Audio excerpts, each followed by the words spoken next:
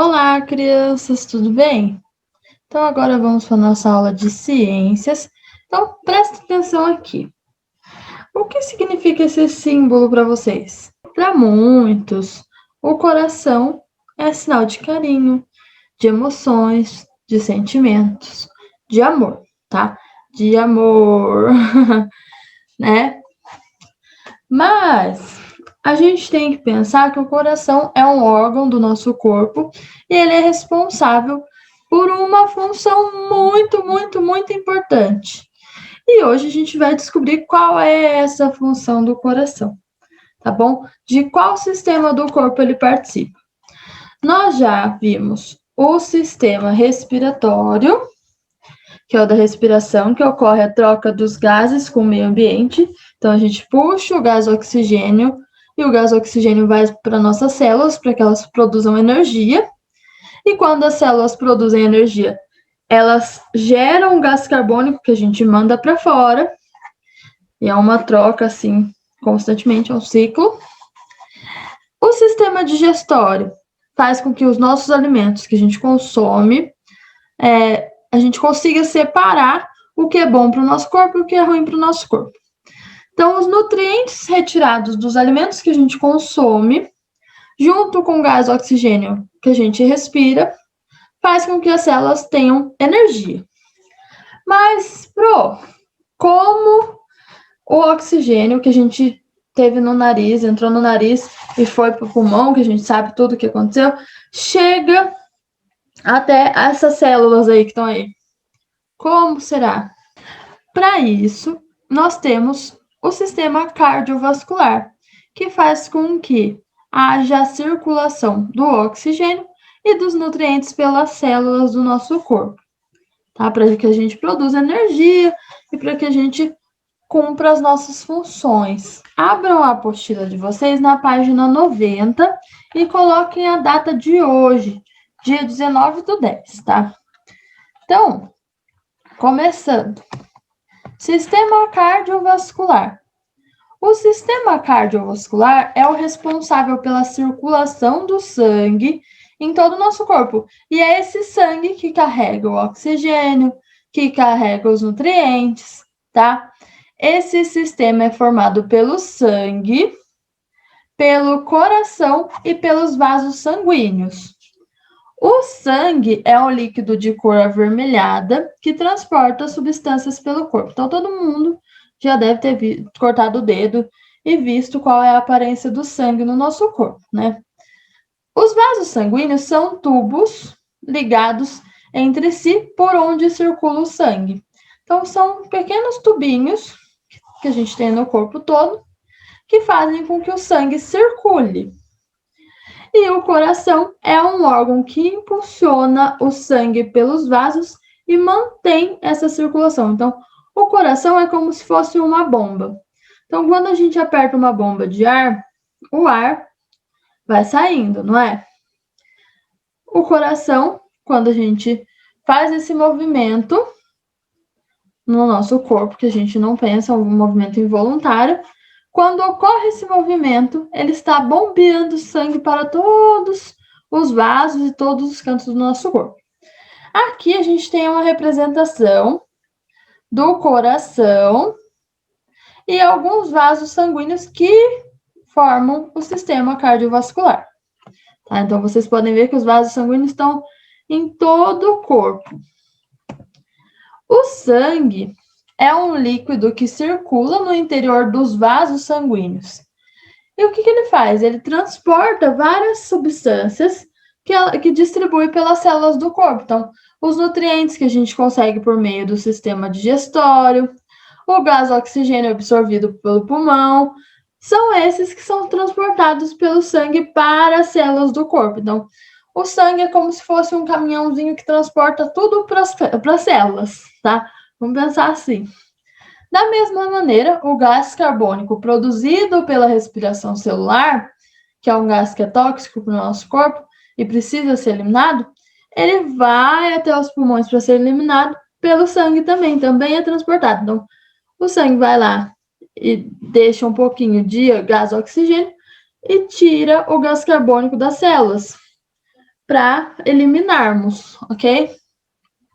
O sangue é formado por uma parte líquida, chamada plasma, um líquido de coloração amarelada, formado principalmente por água, e nele estão dissolvidas várias substâncias, como nutrientes, gás carbônico e gás oxigênio. A outra parte é composta por células sanguíneas e fragmentos de células. Então, as células sanguíneas que estão no nosso sangue, elas podem ser divididas em dois tipos. Os glóbulos vermelhos, que também são conhecidos como hemácias, têm esse formatinho de disco e não possuem núcleo. Contém hemoglobina, que é uma substância responsável pela coloração avermelhada do sangue, e atua no transporte do oxigênio. Então, aí tem a representação das hemácias, tá? Elas estão coloridas na foto artificialmente e elas estão bem aproximadas, elas são bem pequenininhas no nosso corpo, tá? Então, a gente tem os glóbulos vermelhos, as hemácias, e temos os glóbulos brancos, que a gente conhece como leucócitos, tá? Eles são de diferentes tipos e têm a função de defender o organismo contra agentes estranhos, como bactérias e vírus. Então, quando a gente está doente, alguma coisa assim, vai fazer um exame de sangue, aparece lá no exame de sangue que o nosso nível de leucócitos está maior do que o normal. E isso significa que o nosso corpo construiu barreiras para acabar com a bactéria e o vírus que está no nosso corpo, tá? Então, tem mais leucócitos. Então, nosso corpo produziu esses leucócitos para que ele possa defender a gente de bactérias e vírus ou outros agentes estranhos. Então, aí está a representação das hemácias junto com os glóbulos brancos, tá? Então, o glóbulo branco é esse que está no meio. E na imagem, as células ainda estão coloridas artificialmente e ampliadas, não são desse tamanho, ok? Quando um vaso sanguíneo é rompido, por exemplo, quando cortamos o dedo, ralamos o joelho, a gente perde sangue. E a perda de sangue aciona um mecanismo no nosso corpo para estancar o sangue, tá? Então, já pensou se a gente cortasse o dedo e esse dedo ficasse sangrando para sempre? E aí, o que aconteceria? A gente, aos poucos, ia acabar o sangue, né? Então, o nosso corpo tem um mecanismo para que esse sangramento pare. Esse mecanismo é das plaquetas com a coagulação sanguínea. Vamos ver o que é isso?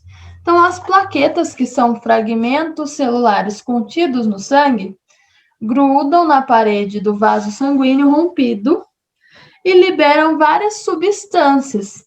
E essas substâncias, misturadas com outros componentes que estão no plasma, formam uma rede de filamento que estanca o sangue. Então, esse processo a gente chama de coagulação sanguínea. Então, as plaquetas do nosso corpo são responsáveis por coagular um machucadinho, para fazer com esse machucadinho pare de sangrar, tá? Forma como se fosse uma proteçãozinha para o sangue não sair mais, tá? Então, as plaquetas vão lá, pegam um pouquinho das substâncias que estão no plasma do nosso sangue e fazem uma proteçãozinha, uma redinha, para que o sangue não saia mais do nosso corpo, fique no nosso corpo mesmo. Aí tem a representação das plaquetas, tá? Que também foi ampliado, não é desse tamanho, tá bom? Aplicando a ciência, doação e transfusão de sangue. Em algumas situações, as pessoas podem perder muito sangue. Então, quando acontece um acidente muito grave, ou quando uma pessoa precisa passar por uma cirurgia, pode ocorrer de perder muito sangue. Nesse caso, são necessárias transfusões de sangue, que trata-se de um procedimento médico no qual o sangue de um doador, de uma pessoa, é transferido para o sistema cardiovascular de um paciente. Então, na população, há diferentes tipos sanguíneos, tá? Por exemplo, de acordo com um dos sistemas de classificação, os tipos de sangue podem ser classificados em A, B, AB ou O. esses tipos sanguíneos são levados em conta para a transfusão sanguínea. Observe a tabela a seguir, que mostra qual tipo sanguíneo podem ser doados e recebidos para cada pessoa. Então, existem tipos específicos de classificação de sangue, tá? Então, uma pessoa pode ser o sangue A e a outra pessoa pode ser o sangue B. Se eu for A e a outra pessoa for B, e eu perder muito sangue, eu não posso receber o sangue desta pessoa que é B, porque senão pode dar algum problema no meu corpo, tá? Eu vou rejeitar esse sangue. Vai fazer mais mal do que bem. Então, tem a compatibilidade das transfusões. Então, aí, a pessoa com sangue do tipo A pode receber somente de A e de O, e pode doar para A e para AB. Já uma pessoa com sangue B pode receber de B e de O, e pode doar para B e AB. Uma pessoa com sangue do tipo AB pode receber de A, de B, de AB e de O, e pode doar somente para AB. Uma pessoa do sangue do tipo O pode receber de O e pode doar para A, B, AB e O.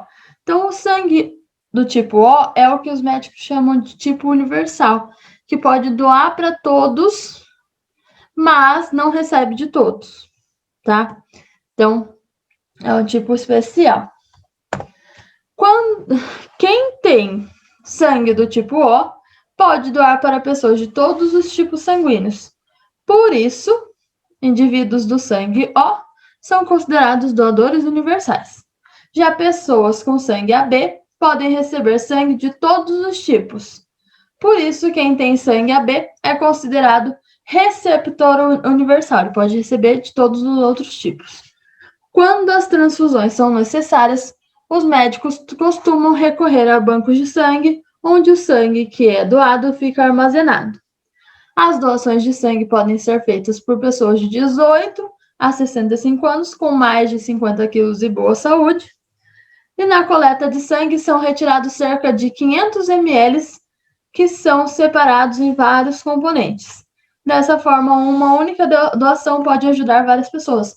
Então, doar sangue pode salvar vidas. Então, por exemplo, no banco de sangue em Ourinhos está precisando de doação de sangue. Se vocês puderem falar para os pais, pai, sabia que lá em Ourinhos está precisando de doação de sangue para as pessoas que podem precisar de uma transfusão? Então, falem para os pais de vocês, é rapidinho. Então, é só ir lá fazer a sua parte, que pode salvar muita gente. Vasos sanguíneos. Então, a gente tem 3 tipos de vasos sanguíneos. E os vasos sanguíneos são uma rede de tubos que conduzem o sangue pelo corpo. Então, por exemplo, pensa numa mangueira de água. A mangueira está lá conectada na torneira, a água passa pelo tubo e sai no final da mangueira, né, no caso. Já os vasos sanguíneos são como se fossem uma mangueira, eles levam o sangue dentro dos vasos sanguíneos. E temos 3 tipos de vasos sanguíneos. Quais são eles? Temos as artérias, que são vasos de paredes grossas e elásticas, que levam o sangue do corpo para o resto do coração para o resto do corpo. Então, as artérias são veias mais grossas, tá? Levam o sangue do coração para o resto do corpo. Já as veias são vasos com paredes mais finas e menos elásticas do que as artérias. As veias levam o sangue do corpo de volta para o coração, tá? No interior das veias, há válvulas que ajudam o sangue a seguir seu trajeto até o coração. Então, as artérias levam do coração para o resto do corpo e as veias do resto do corpo para o coração. E temos também os vasos capilares, que são os vasos muito finos que fazem a conexão entre as artérias e as veias. As paredes dos capilares são formadas por apenas uma camada de células. Por isso, os capilares permitem a passagem de substâncias do sangue para as células próximas. Então, ele que faz essa conexão, tá? Por exemplo, na parede do intestino delgado, tem muitos capilares. E os nutrientes absorvidos atravessam a parede dos capilares e caem na corrente sanguínea. Então, é a pontinha para a passagem das substâncias, dos nutrientes do intestino delgado para a corrente sanguínea. Então, tem a representação aí dos vasos sanguíneos. Tem a artéria, que pega o sangue do coração e leva para o resto do corpo. Temos os capilares, que é a conexão entre a artéria e as veias. E a veia pega o sangue do corpo e leva até o coração. O coração. Então, o coração é um órgão formado por músculos e está localizado no centro do tórax, com a ponta voltada para o lado esquerdo. Internamente, o coração é dividido em 4 cavidades, também chamadas de câmeras, 2 superiores na parte de cima, chamadas átrios, e 2 inferiores, chamadas de ventrículos. Os ventrículos direito e esquerdo têm as paredes grossas e impulsionam o sangue para todo o corpo através das artérias. Já os átrios direito e esquerdo têm as paredes mais finas que as dos ventrículos e recebem o sangue que as veias trazem do corpo. Entre o átrio direito e o ventrículo direito, e o átrio esquerdo e o ventrículo esquerdo, há válvulas que controlam o fluxo de sangue. Então, aqui,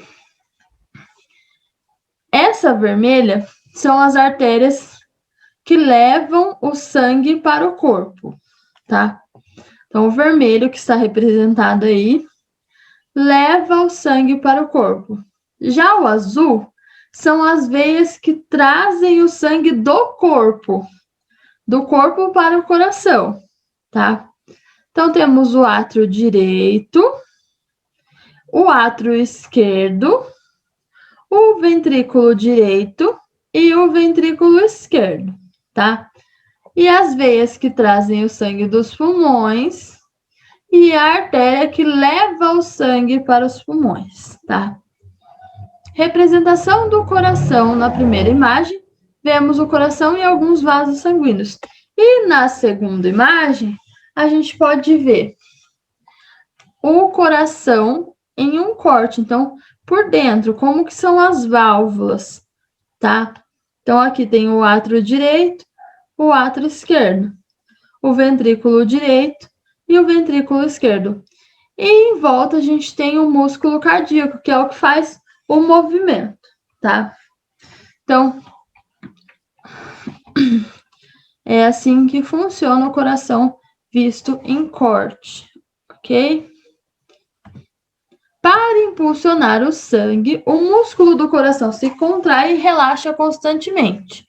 Esses movimentos ocorrem de forma alternada e em sequência, são conhecidos como batimentos do coração ou pulsação. Quem já nunca ouviu o batimento do coração, né?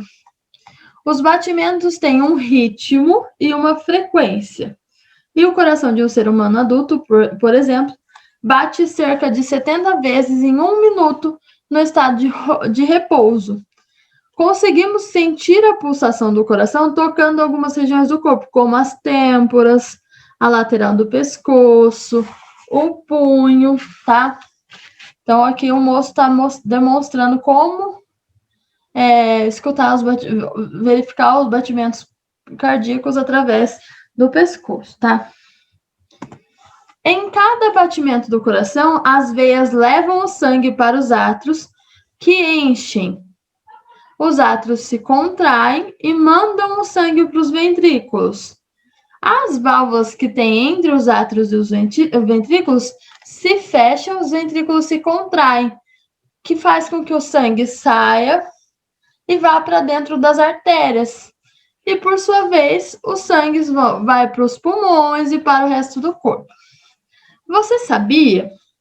O som que o coração faz enquanto desempenha sua função no nosso corpo é bastante conhecido e já inspirou poesias e músicas. Mas você sabe de onde vem esse som? Ao contrário do que muitos pensam, ele não é derivado da contração do músculo do coração, mas sim do fechamento das válvulas que existem entre átrios e ventrículos. O caminho do sangue. Então, o caminho que o sangue faz no nosso corpo é chamado de circulação sanguínea. O sangue sai do corpo pelas artérias, que se ramificam em vários vasinhos mais finos, até formar os capilares. Os capilares percorrem os órgãos, como os pulmões, os intestinos, os rins e os músculos. É por meio deles que o gás, o oxigênio e o nutriente chegam em todas as células do corpo. Ao mesmo tempo, o gás carbônico e outros resíduos produzidos pelas células passam para os capilares para serem eliminados do corpo posteriormente. Então, depois eles são eliminados. Dos capilares, o sangue passa por vasos cada vez mais grossos até alcançar as veias, que levam o sangue de volta para o coração. O sangue que circulou pelo corpo e é levado para o coração é rico em gás carbônico. Então, o gás carbônico, lembrando, ele é tóxico para a gente. Então, do coração, ele é impulsionado para os pulmões, onde o gás carbônico é eliminado e o gás oxigênio é absorvido. Então, dos pulmões, o sangue, agora rico em oxigênio, volta ao coração e é impulsionado para todo o corpo. Observe o caminho do sangue na imagem a seguir. Para facilitar a compreensão, geralmente nas ilustrações, os vasos sanguíneos que transportam o gás carbônico são coloridos de azul. E os que conduzem gás rico em gás oxigênio são representados em vermelho, por isso essa cor azul e vermelha, tá? Então, como funciona isso? No pulmão, lá no sistema respiratório, o sangue misturou com oxigênio e vai ser levado para as veias. Então, entra no átrio esquerdo, vai para o ventrículo esquerdo e sobe pela artéria e é bombeado do coração para o resto do corpo. Então, passa pelos capilares.